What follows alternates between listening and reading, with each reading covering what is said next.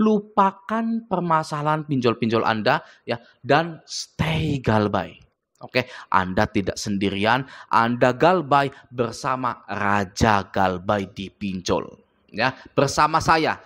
Anda nggak perlu nyari teman.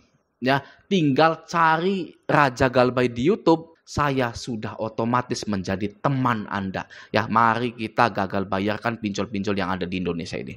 Oke? Nah, di sini saya akan menginfokan atau menyarankan beberapa tips-tips untuk menghadapi galbay pinjol yang pinjolnya itu memiliki DC lapangan gitu. Oke, tanpa berlama-lama ya. Yang pertama, temui dan hadapi DC pinjol dan jangan takut. Oke, hadapi dan jangan pernah menghindar. Terima dengan baik DC yang datang dan melakukan penagihan sesuai prosedur penagihan yang terapkan oleh pemerintah dan OJK. Katakan dengan sejujurnya alasan mengapa Anda tidak bisa melunasi tagihan. Bagaimana caranya agar tidak takut ketika menghadapi DC lapangan? Ya, sayangnya jika Anda tidak ingin takut ya Anda itu harus sekali atau 2 kali menemui DC lapangan. Ya, Anda wajib berpengalaman menemui DC lapangan. Ya, setelah ketiga kalinya Anda tidak akan takut lagi, apalagi orangnya sama ya atau DC-nya itu sama saja. DC-nya itu mau bawa teman 2-3 sama saja, biasa saja gitu. Ya oke ya. Nah, tapi ada lagi nih sebenarnya ya. Kalau di sini tips ini ya temui dan hadapi DC pinjol gitu ya. Ada juga ya tips satu lagi itu jangan pernah nemui DC pinjol. Karena kenapa? Jangan ditemui gitu kan ya. Karena kalau pinjol itu tidak ada jaminannya atau tidak ada agunannya. Beda dengan leasing dan bank. Gitu ya, kalau leasing dan bank itu kan ada motornya ya, bisa ditarik gitu kan. Kalau bank itu bisa disita rumahnya gitu. Nah, tapi kalau DC pinjol, DC lapangan pinjol ini sebenarnya sangat enak sekali. Tanpa perlu kita menemuinya, ya itu tidak masalah gitu karena tidak ada jaminannya. Gitu ya. Dan juga DC ini, DC lapangan dari pinjol, dari perusahaan fintech itu tidak bisa sama sekali merampas atau mengambil barang harta benda Anda di rumah. Gitu ya, sebagai jaminan agar hutang Anda lunas itu tidak bisa, itu melanggar hukum jika ada DC yang mengambil barang-barang berharga di rumah Anda. Jadi sangat enak sekali sebenarnya galbay di pinjol itu ya. Dari dulu sampai sekarang itu paling enak galbay di pinjol. Mau ada DC lapangannya, mau nggak ada. Ya sebenarnya sama saja. Karena tidak ada jaminannya. Gitu. Ya oke ya. Jadi ini yang tips pertama ini cukup bagus juga. Gitu ya. Untuk meningkatkan mental kita gitu. Tapi ada lagi ini 1 plus gitu ya. Itu tidak perlu ditemui sama sekali DC lapangannya gitu ya. Nggak apa-apa. Gitu. Tidak ada aturannya. Sebenarnya tidak ada aturannya, tidak akan pernah ada aturannya seorang nasabah itu wajib menemui DC lapangan, itu tidak ada. Ya, kalau tidak ada aturannya berarti sah-sah saja. Kita mau nemui, kita mau nggak temui, kita mau ngusir, ya itu sangat sah sekali. Ya, kata Bapak Menko Polhukam, Pak Mahfud MD, jika tidak ada aturannya maka sah-sah saja kita itu melakukannya. Ya, nah jadi karena tidak ada undang-undangnya, kita itu harus menghadapi DC, ya maka dari itu kita tidak perlu menghadapi atau menemui DC itu, gitu. Ya oke ya, nah itu nomor 1. Yang nomor 2, nah nomor 2 ini, jika DC datang berkunjung ke rumah, minta diperlihatkan data diri sesuai prosedur penagihan yang diterapkan oleh OJK kepada perusahaan penagih atau pihak ketiga yang bekerja sama dengan perusahaan pinjol terkait, berupa kartu sertifikat penagihan, surat tugas dari perusahaan pinjol terkait, dan tanda pengenal ID card dan KTP. Gitu ya. Jelas ya kalau ini ya. Nah, yang nggak jelas itu seperti ini. Emang kata DC-nya, ya, kata DC lapangannya, emang kalau saya tunjukin itu semua, ibu mau bayar, gitu kan ya. Kalimat pamungkasnya para DC lapangan yang tidak bermodalkan kartu sertifikat penagihan dan lain-lainnya. Itu pasti alasannya seperti itu. Emang kalau saya keluarkan itu ibu mau bayar? Ya, kalau saya ditodong pertanyaan seperti itu, ya, Mas, ya, Mas nggak punya kartu pun, ya, atau punya kartu lengkap sama kakak keluarga Anda bawa, ya, itu tidak akan saya bayar, ya. Camkan itu, ya.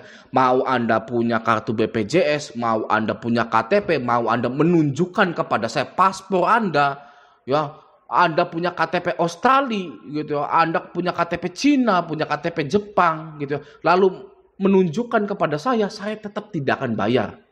Mau apa Anda? Ya, karena tidak ada aturannya saya harus bayar kepada Anda. Anda di sini hanya menagih, kalau saya mau bayar, saya juga pakai virtual account dan itu pun tidak akan saya bayar. Ya sampai kapanpun, terserah saya. Begitu. Kalau Raja Galbay waktu itu pernah seperti itu. Ya mau dia itu punya KTP, punya ID card, punya surat tugas dari perusahaan pinjol resmi apa, saya tidak peduli. Ya Mas mau lengkap pun saya tidak akan bayar. Gitu kalau saya, ya.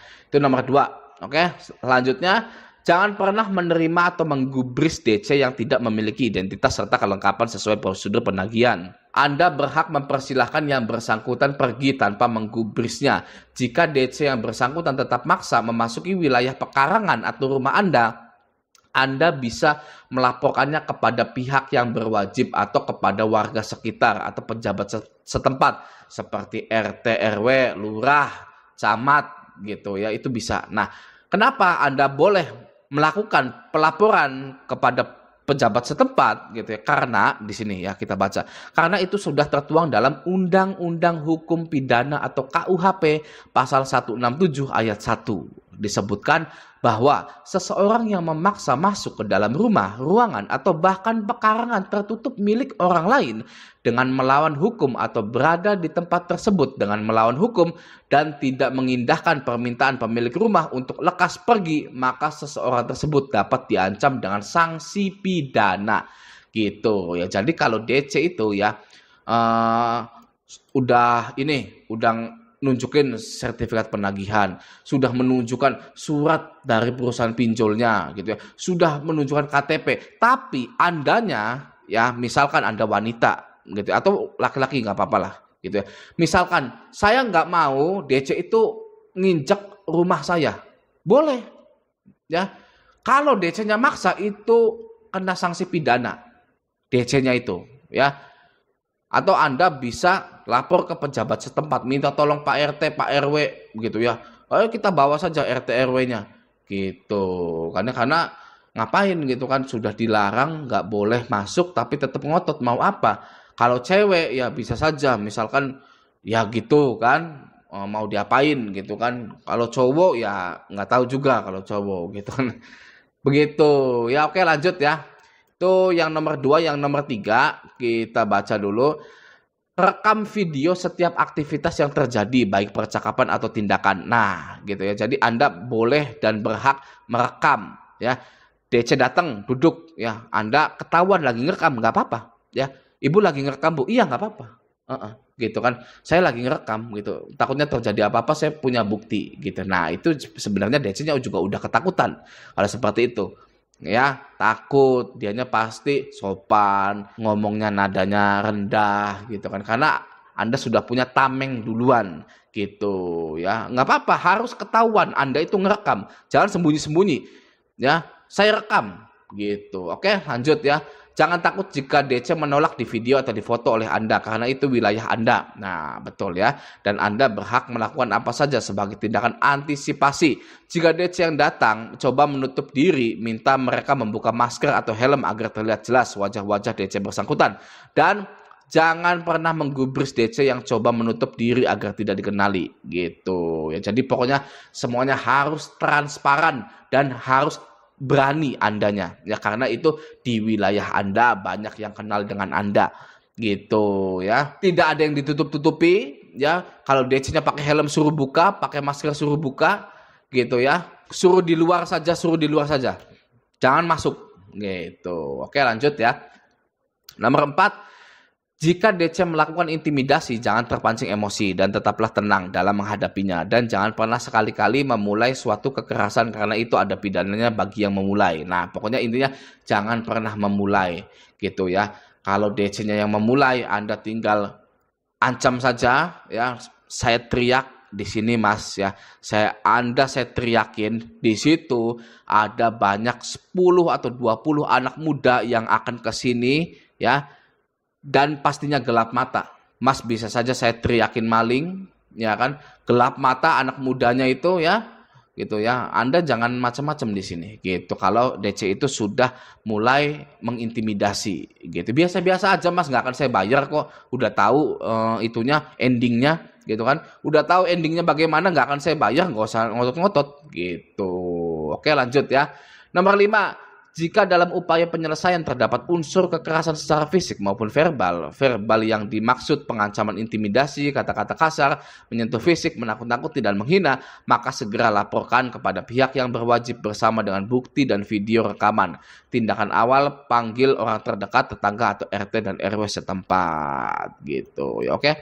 Lanjut, pelanggaran pasal 335 ayat 1 KUHP Junto putusan Mahkamah Konstitusi nomor 1 sekian tahun 2013 yang menyatakan bahwa barang siapa secara melawan hukum memaksa orang lain supaya melakukan atau tidak melakukan atau membiarkan sesuatu dengan memakai kekerasan atau ancaman kekerasan baik terhadap orang itu sendiri maupun orang lain, diancam dengan pidana penjara paling lama 1 tahun atau denda paling banyak Rp4.500. Gitu. Pokoknya DC itu intinya dari video ini itu ya, DC itu kalau datang ya baik-baik, kalau nggak baik-baik ya itu sudah pasti bisa kena pidana, sudah pasti dijamin ya. Banyak sekali di YouTube ya debt collector itu ditangkepin karena melakukan intimidasi dan lain-lain gitu. Semoga kita selalu dalam lindungan Allah Subhanahu wa taala.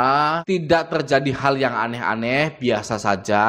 DC lapangan tidak pernah datang walaupun pinjol itu punya DC lapangan, dan kita cepat segera melupakan pinjol tersebut dan segera menjadi sejahtera. Amin ya rabbal alamin. Oke, semoga semua viewer dan subscriber saya menjadi orang yang sejahtera semua. Oke, gitu ya. Semoga video ini bermanfaat. Sampai jumpa di video selanjutnya.